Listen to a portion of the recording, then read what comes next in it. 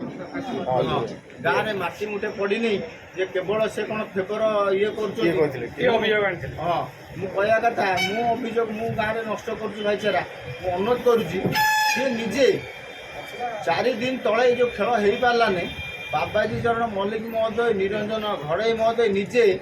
मुझी लोक भी थे से स्वीकारोक्ति कर जहाँ भल है जहाँ निंदनीय आम गाँव पिला माने खेली पारे नहीं समस्ते आज्ञा से खेल को लोकों आगे निजे निंदा अपवाद बचापी ये कथा से स्वीकार कर आगे जहाँ भल है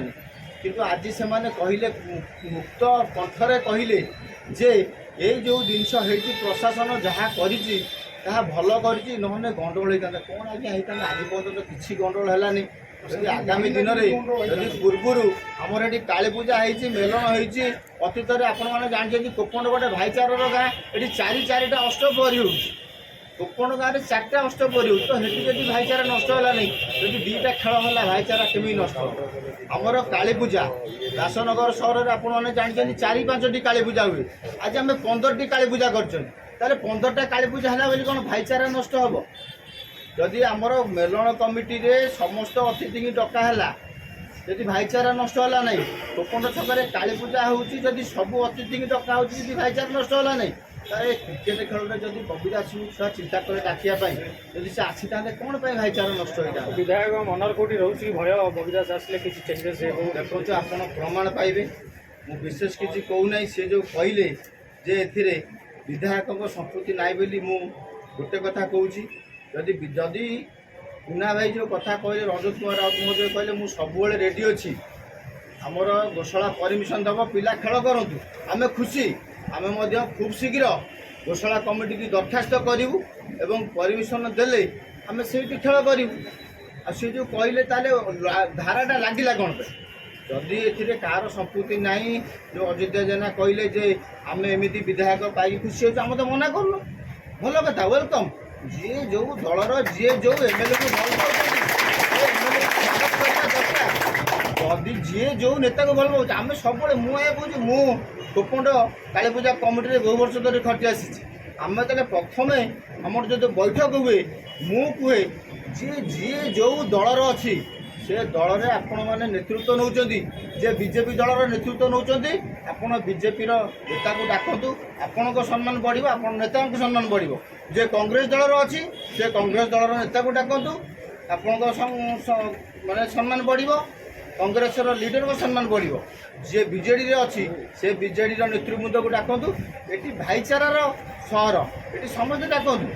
जे जहाँ को डाकी पार अनुष्ठान कोपण गाँव से चलता प्रथम थर पर कौन नेता को विरोध करी गोटे 163 जारी है जहाँ आज समस्ते आलोचना विषय कर अनुरोध करी